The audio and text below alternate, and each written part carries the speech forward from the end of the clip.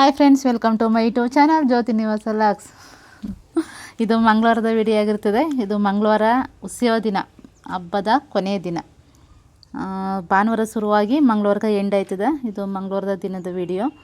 ಇನ್ನು ಬೆಳಗ್ಗೆನೇ ನೋಡಿ, ಇಲ್ಲಿ ಜನಸಾಗರ ಎಷ್ಟೊಂದು ಜನ ಇದ್ದಾರೆ. ಬೆಳಗ್ಗೆನೇ ಎಷ್ಟೊತ್ತಿಗೆ ಬೆಳಕರಿತು, ಎಲ್ಲ ರೆಡಿಯಾಗಿ ಹಬ್ಬನ ಎಷ್ಟು ಚೆನ್ನಾಗಿ ಆಚರಿಸ್ತೀವಿ ಅನ್ನೋ ಖುಷಿ ಸಂಭ್ರಮದಲ್ಲಿ ಸೋಮವಾರ ನೈಟ್ ಎಲ್ಲ ಮಲಗಿರ್ತಾರೆ. ಇನ್ನು ಮಂಗಳವಾರ ಬೆಳಗ್ಗೆ ಎದ್ದು ಎಲ್ಲ ನೋಡಿ ಒಂದು 6:30 7 ಗಂಟೆ ಆಗಿರ್ಬೋದು ಟೈಮು.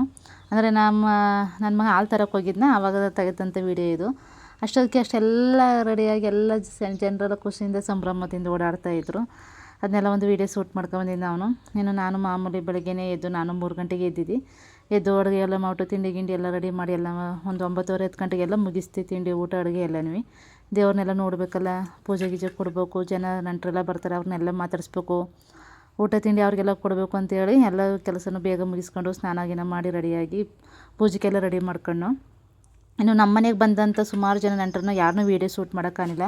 ಯಾಕಂದ್ರೆ ಒಬ್ರಿಗೆ ವೀಡಿಯೋದಲ್ಲಿ ಬರೋಕ್ಕೆ ಇಷ್ಟ ಇದ್ರೆ ಇನ್ನೊಬ್ರಿಗೆ ವೀಡಿಯೋ ಮಾಡೋದು ಬೇಡ ಅಂತ ಇದ್ದರು. ಅದರಿಂದ ಎಲ್ಲರೂ ಒಟ್ಟಿಗೆ ಇರ್ತಾರೆ, ಯಾರ್ದು ವೀಡಿಯೋ ಕ್ಲಿಪ್ ತಗೊಳ್ಳೋಣ, ಯಾರ್ದು ವೀಡಿಯೋ ಕ್ಲಿಪ್ ಮಾಡೋಕ್ಕಾಗಲ್ಲ ಅಂತೇಳಿ ಯಾರ್ದು ವೀಡಿಯೋ ಮಾಡೋಕ್ಕಾಗಲಿಲ್ಲ. ಮನೆಗೆ ಬಂದಿದೆ ಅಂತ ನೆಂಟರುಗಳನ್ನ ಯಾರನ್ನೂ ತೆಗೋಕ್ಕಾಗಲಿಲ್ಲ. ಆದರೆ ಹಬ್ಬದ ವೀಡಿಯೋ ಇದು ಹೊರಗಡೆ ಅಂದರೆ ಮನೇಲೆಲ್ಲ ಇದು ದೇವಸ್ಥಾನದಲ್ಲಿ ಎಲ್ಲ ಇದ್ದಂಥ ವೀಡಿಯೋ ಇದು.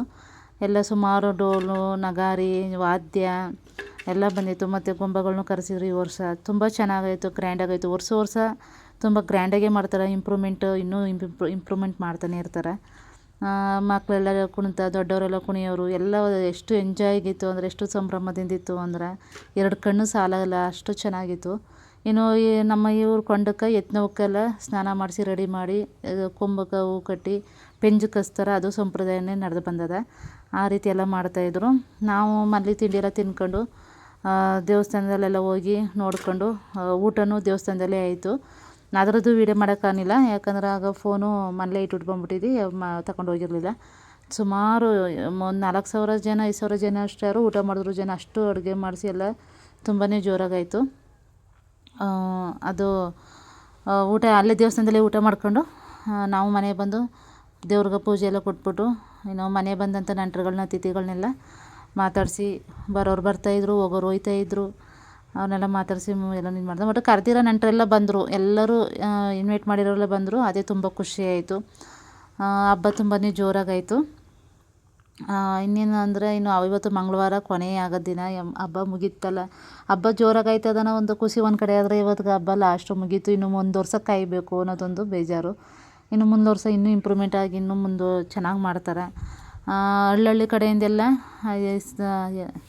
ಇದು ನಂದಿ ಕಂಬ ಬಂದಿದ್ದು, ಮತ್ತು ಲಿಂಗ ಬಿರಿಯಾನಿ ಬಂದಿರು, ಈ ಸೀಟು ಬಂದಿರು ಲಿಂಗ ಬಿರಿಯ. ಅವರು ಅಷ್ಟೇ, ಅವ್ರದ್ದು ಕುಣಿತನೂ ತುಂಬ ಚೆನ್ನಾಗಿತ್ತು. ನಾನು ಜಾಸ್ತಿ ಹೊರಗಡೆ ಹೋಗಿ ನೋಡೋಕ್ಕೆ ಆಗಿಲ್ಲ ದೇವರೇ ಈ ಸಲ. ಯಾಕಂದ್ರೆ ನಮ್ಮ ಮನೆಗೆ ತುಂಬ ಜನ ನೆಂಟರು ಬಂದಿರಲ್ಲ. ಟೀಚರ್ಸ್ಗಳು, ಲೆಕ್ಚರ್ಸ್ಗಳು, ಮತ್ತು ನಮ್ಮ ಮಕ್ಕಳು ಫ್ರೆಂಡು, ನನ್ನ ಫ್ರೆಂಡ್ಗಳು, ಮತ್ತು ನೆಂಟರುಗಳು, ನಮ್ಮ ಸಂಬಂಧಿಕರು, ಹತ್ರ ಸಂಬಂಧಿಕರು, ದೂರ ಸಂಬಂಧಿಕರು ಎಲ್ಲರೂ ಬಂದಿರು.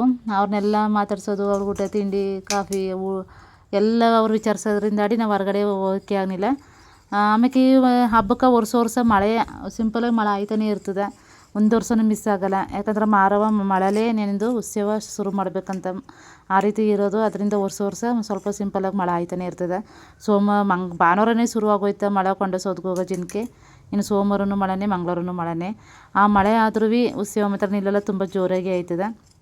ಇನ್ನು ಬೆಳಗ್ಗೆ ಉತ್ಸವ ಮುಗಿದು ಎಲ್ಲ ಊರೆಲ್ಲ ಉತ್ಸವ ಆದಮೇಲೆ ರಾತ್ರಿಗೆ ಉತ್ಸವ ಎಂಡ್ ಆಯ್ತದೆ. 9 ಗಂಟೆ 9:30 10 ಗಂಟೆ ಆದರೂ ಆಯಿತು. ಹಂಗೆ ತರಾವರಿ ಉತ್ಸವ ಯಾವ ರೀತಿ ಬೇಗನೆ ಮುಗಿದ್ರೆ ಬೇಗನೆ ಆಗುತ್ತೆ.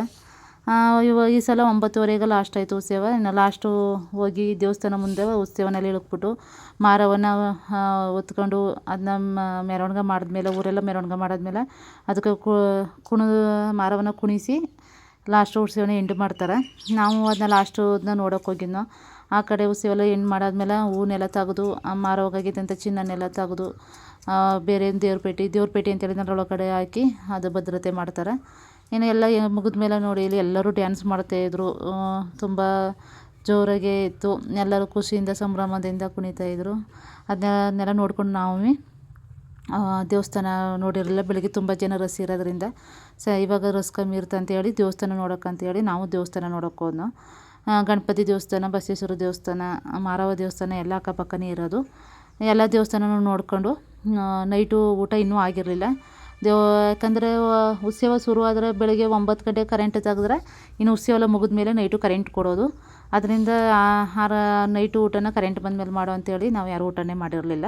9 ಗಂಟೆ 9:00ವರೆಗೆಲ್ಲ ಉತ್ಸವ ಮುಗಿದೋಯ್ತದೆ. ಮೊದಲೆಲ್ಲ 12:30 12 ಗಂಟೆ 1 ಗಂಟೆ ಆದರೂ ಆಯ್ತಿತ್ತು. ಯಾಕಂದ್ರೆ ಆಗೆಲ್ಲ ರೋಡೆಲ್ಲ ಚೆನ್ನಾಗಿರಲಿಲ್ಲ. ಇವಾಗೆಲ್ಲ ರೋಡೆಲ್ಲ ಇಂಪ್ರೂವ್ಮೆಂಟ್ ಮಾಡ್ಯಾರ, ತುಂಬಾ ಚೆನ್ನಾಗಿ ಮಾಡ್ಯಾರ ರೋಡ. ಉತ್ಸವ ಬೇಗನೆ ಮುಗೀತಾ. ರೋಡು ಚೆನ್ನಾಗಿರೋದ್ರಿಂದ ಉತ್ಸವ ಬೇಗನೆ ಸಾಗುತ್ತೆ ಮುಂದಕ್ಕೆ. ಅದರಿಂದ ಬೇಗನೆ ಒಂದು 9:00ವರೆಗೆಲ್ಲ ಮುಗೀತು. ಇನ್ನು ನಾವು ಈಗ ಇದು ದೇವಸ್ಥಾನ ಬಸವೇಶ್ವರ ದೇವಸ್ಥಾನ. ಇದು ಓಪನ್ ಆಗಿಲ್ಲ, ಹೊಸದಾಗಿ ನಿರ್ಮಾಣ ಮಾಡ್ತಾವ್ರೆ.